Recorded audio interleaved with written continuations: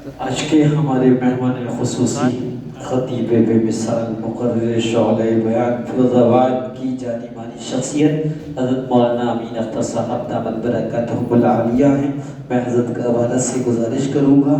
کہ اپنے پد و نصائح سے مستفیض فرما کر آخر میں دعا کرنا۔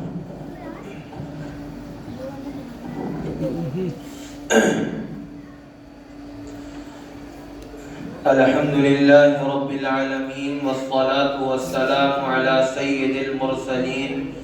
وعلى آله وأصحابه أجمعين، أما بعد، أعوذ بالله من الشيطان الرجيم، بسم الله الرحمن الرحيم، وما خلقت الجن والإنس إلا ليعبدون، صدق الله العظيم۔ میرے محترم بزرگوں، دوستوں اور میرے عزیز ساتھیوں، یہ بہت مبارک مجلس ہے، حفظ قرآن کریم مکمل ہوا ہے۔ وہ بچہ جس نے اپنے دل میں قرآن کریم کو محفوظ کیا ہے وہ بہت مبارکباد ہے، اس کے والد بہت مبارکباد ہے جنہوں نے ساری قربانیاں دی ہیں اس بچے کو مکتب و مدرسے میں بھیجنے کے لیے، اور پھر اس سے زیادہ مبارکباد ان کے اساتذہ ہیں جنہوں نے چٹائیوں پر بیٹھ کر، بوریوں پر بیٹھ کر، گرمی برداشت کر کے، سردی برداشت کر کے آپ کے بچے کو حافظ قرآن بنایا۔ اللہ تعالیٰ اس بچے کو بھی قبول فرمائے، اس کے والدین کو بھی قبول فرمائے، اور اللہ اس کے اساتذہ کو بھی قبول فرمائے۔ میں نے قرآن کریم کی ایک آیت پڑھی جس میں اللہ رب العزت نے ارشاد فرمایا کہ ہم نے انسانوں اور جناتوں کو بے مقصد پیدا نہیں کیا ہے بلکہ ایک مقصد کے لیے دنیا میں بھیجا ہے۔ صرف ہم یہ نہ سمجھیں کہ ہم آئے ہیں اور ہمارے آنے کا کوئی مقصد نہیں ہے، آئے ہیں اور پھر کھائیں گے، سو جائیں گے، پٹیوں پر بیٹھیں گے، چلے جائیں گے، پھر رات ہوگی، نیند پوری ہوگی، صبح اٹھیں گے، پھر ناشتہ کریں گے، پھر کام پر چلے جائیں گے، پھر دوپہر کا کھانا، پھر رات کا کھانا، پھر دوستوں کے ساتھ بیٹھا، پھر پٹیوں پر بیٹھا، پھر چائے کی چسکیوں کا مزہ، پھر رات ہوگی، پھر رات میں بستر پر چلے جائیں گے۔ یہ مقصد نہیں ہے، بلکہ اللہ رب العزت نے ہمیں اور آپ کو بھیجا ایک اہم مقصد کے لیے، اور وہ مقصد ایسا نہیں ہے کہ اللہ نے چھپا کر رکھا ہے، ایسا نہیں ہے کہ اللہ نے کہا جاؤ میں تمہیں دنیا میں بھیج رہا ہوں مقصد کو تلاش کرنا، نہیں، بلکہ اللہ نے کہا کہ ہم تمہارے لیے آسان کر دیتے ہیں، اور تمہارے بھیجنے کا مقصد اللہ رب العزت کا یہ ہے کہ اللہ نے ہمیں اور آپ کو اپنی عبادت کے لیے بھیجا، اللہ نے ہمیں اور آپ کو اپنی بندگی کے لیے بھیجا ہے۔ یہ تجارت، یہ ٹرانسپورٹ، یہ اسٹاک، یہ دوست احباب، یہ بیوی، یہ بچے، یہ بھائی، یہ والد، یہ سب چیزیں ہیں، لیکن اللہ نے کہا کہ میں نے تمہیں جو بھیجا ہے وہ اپنی عبادت کے لیے بھیجا ہے۔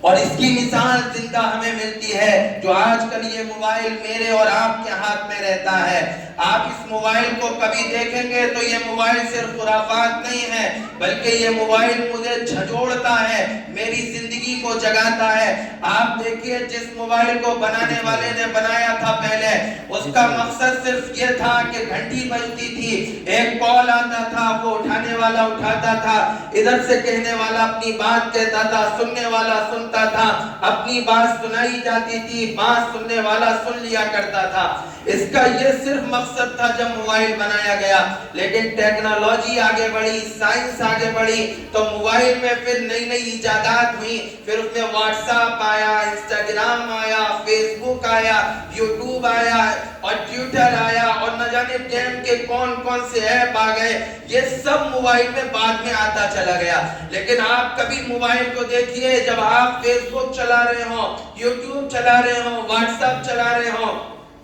انسٹاگرام چلا رہے ہوں، یا کوئی گیم کھیل رہے ہوں، آپ موبائل میں کوئی بھی فنکشن کھولے ہوں، لیکن جو اس کا اصل مقصد ہے گھنٹی بجنا، فون آنا، جب کوئی فون کرنے والا میرے موبائل پر فون کرتا ہے، میں فیس بک چلا رہا ہوتا ہوں تو وہ فیس بک بند ہو جاتی ہے، میرے موبائل پر گھنٹی آنے لگتی ہے۔ یہ موبائل یہ بتاتا ہے کہ میرا اصل مقصد گھنٹی بجنا تھا، میرا اصل مقصد فون آنا تھا۔ یہ فیس بک، یہ انسٹاگرام اس کے جزئیات ہو سکتے ہیں، اس کے حصے ہو سکتے ہیں، لیکن موبائل کا اصل مقصد صرف اور صرف فون آنا تھا، گھنٹی بجنا تھا۔ آپ انسٹاگرام چلا رہے ہو، آپ کے نمبر پر کوئی موبائل پر کال کرے گا، انسٹاگرام خود بخود بند ہو جائے گا اور آپ کے موبائل پہ کال آنا چالو ہو جائے گا۔ یہ موبائل یہ بتاتا ہے دیکھو یہ تمہاری تجارتیں، تمہارے اسٹاک، تمہارے کارخانے، یہ تمہاری فیکٹریاں، یہ تمہارے دوست، یہ احباب، یہ سب صحیح ہے،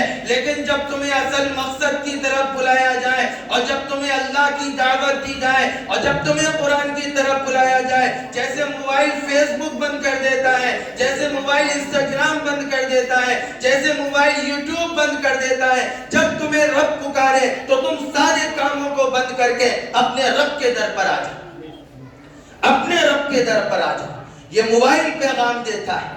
ہمیں موبائل جھنجھوڑتا ہے کہ دیکھو تمہارا اصل مقصد اپنے رب کی بندگی ہے۔ جب تمہیں فجر کی نماز میں مؤذن یہ کہے الصلاۃ خیر من النوم، اب جب تمہیں یہ پکارا جائے تو پھر تمہاری نیند اسے چھوڑ دو، یہ نرم بستر اور یہ گرم لحاف کو یوں اٹھاؤ اور یوں جا کر مسجد میں کھڑے ہو جاؤ اور اللہ کے سامنے جا کر اللہ آپ نے پکارا ہے، ہمارا اصل مقصد آپ کی بندگی ہے۔ یہ سب بات کی چیزیں ہیں، پہلے آپ کے سامنے سجدہ کرنا ہے، پہلے آپ کی عبادت کرنی ہے۔ اے اللہ ہم تیرے بلاوے پر ہی آئے ہیں،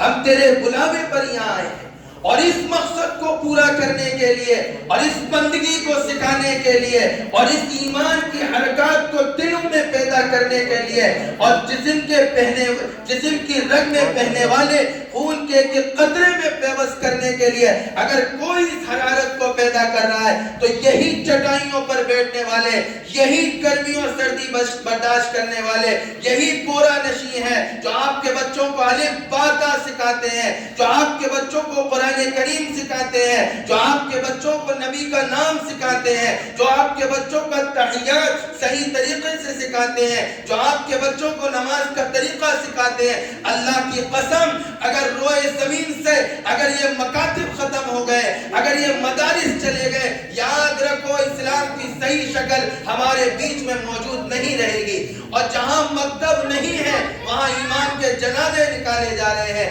جہاں پر مدارس نہیں ہے، جہاں پر ایسے بوری نشین نہیں ہے تو آپ کے بچوں کو گھروں سے بلا کر رات دن محنت کر کے الف با تا سکھا رہے ہیں، جنہیں آپ ہو سکتا ہے حقیر سمجھتے ہو سکتا ہے انہیں 4-5 ہزار روپے کا کمانے والا سمجھتے ہو، لیکن اللہ کی قسم میرے رب کی نگاہ میں اور میرے رب کے محبوب کی نگاہ میں جو ان کی قدر ہے، دنیا ان کی قدر کل حشر کے میدان میں دیکھے گی، جو اللہ ان کا اکرام کرے گا، جو اللہ ان کا اکرام کرے گا۔ میرے بھائیوں، محترم بزرگوں اور دوستوں، اللہ نے مقصد کے لیے بھیجا ہے۔ آج کل نوجوان بہت سے لوگ یہ کہتے ہیں، بہت سی نوجوان نسل ایسی ہے جو ناپاک ہو گئی، جنہیں غسل جنابت واجب ہے اور غسل نہیں کر رہے، کس وجہ سے؟ کہ جمعہ آئے گا کر لیں گے یا سنڈے میں نہا لیں گے، اس لیے کہ سردی بہت زیادہ ہے۔ اور وہ نوجوان کہہ رہا ہے جس کی ایڑی میں اتنا پاور، اتنی طاقت ہے، زمین میں ٹھوکر مار دے تو پانی کے چشمے نکل آئے۔ وہ نوجوان کہہ رہا ہے جو پٹیا پر بیٹھ کر اپنے دوست کے ساتھ پلاننگ کر رہا ہے، چلو آؤ منالی کا ٹور کر لیا جائے، چلو آؤ وہاں پر برف گر رہی ہے، وہاں پر سیلفی بہت اچھی آئے گی۔ اللہ کی قسم یہ وہ سیلفی جو آپ موبائل میں لے رہے ہو ایک نہ ایک دن ڈیلیٹ ہو جائے گی۔ آپ اس سیلفی کو شیئر کرو گے، آپ کے فیس بک پر 5000 فرینڈز ہوں گے، وہ دیکھ لیں گے، انسٹاگرام میں 2-3 ہزار فالوور ہوں گے، وہ دیکھ لیں گے، لیکن جب فجر کی نماز میں الصلاۃ خیر من النوم پر جو بستر چھوڑ دے گا اور گرم لحاف ڈالے گا، جو اس ادا کی اللہ سیلفی لے گا، کل میدان محشر میں اس سیلفی کو ابو بکر کو دکھایا جائے گا، ابو بکر کو دکھایا جائے گا۔ اس لیے میرے بھائیوں، محترم بزرگوں اور دوستوں، ضرورت اس بات کی ہے کہ اس مقصد کو پورا کرنے میں اگر کوئی ریڑھ کی ہڈی بنا ہوا ہے اور ریڑھ کی ہڈی کا کام کر رہا ہے تو یہ مکاتب کام کر رہے ہیں، یہ مدارس کام کر رہے ہیں، یہ بوریوں پر بیٹھنے والے اور یہ چٹائیوں کو چھاننے والے یہ کام کر رہے ہیں۔ یہ آپ کے بچوں کو علم دین سکھا رہے ہیں، یہ آپ کے بچوں کے دلوں میں محمد رسول اللہ صلی اللہ علیہ وسلم کی محبت کو پیوست کر رہے ہیں۔ ہاں وہ بچے جو مکاتب سے جڑے نہیں ہیں، ہاں وہ بچے جو مکاتب میں آتے نہیں ہیں، ہاں وہ بچے جنہوں نے علماء کے سامنے ابھی آج بیٹھنا نہیں سیکھا ہے، ہاں وہ بچے جو آپ کے انگلش میڈیم میں جاتے ہیں، آپ ان سے پوچھئے کہ تمہارے آقا کا نام کیا ہے، نہیں بتا پائیں گے۔ آپ ان سے پوچھئے کہ تمہارے نبی کا پورا نام کیا ہے، نہیں بتا پائیں گے۔ وہ صحیح سے یہ نہیں بتا پائیں گے کہ ہم بندے کس کے ہیں، امتی کس کے ہیں۔ ان کے تو پیر دھو کر پی لو جو آپ کے بچوں کو محمد رسول اللہ صلی اللہ علیہ وسلم کا صحیح نام بتاتے، صحیح نام بتاتے، جو محمد رسول اللہ صلی اللہ علیہ وسلم کی سیرت کو یاد کراتے۔ اس لیے میرے بھائیوں، محترم بزرگوں اور دوستوں، اللہ نے جس مقصد کے لیے پیدا کیا ہے، ہاں یہ صحیح ہے کہ کاروبار بھی ضرورت ہے، تجارت بھی ضرورت ہے، دکان بھی ضرورت ہے، بیوی بچے بھی ضرورت ہے، بھائی بہن بھی ضرورت ہے، لیکن یاد رکھو، دل پر لکھ لو، اصل مقصد صرف اللہ کی عبادت ہے، اللہ کی رضا اور محمد رسول اللہ صلی اللہ علیہ وسلم سے عشق ہے۔ اگر اس میں کمی آئے گی، اور یاد رکھو ایک اینڈرائڈ موبائل ہوتا ہے جس میں فیس بک، انسٹاگرام سب ہوتا ہے، لیکن اگر جس میں یہ نہ ہو، فیس بک، انسٹاگرام کچھ نہ ہو، جسے کی پیڈ کا موبائل کہتے ہیں، وہ بھی موبائل ہوتا ہے،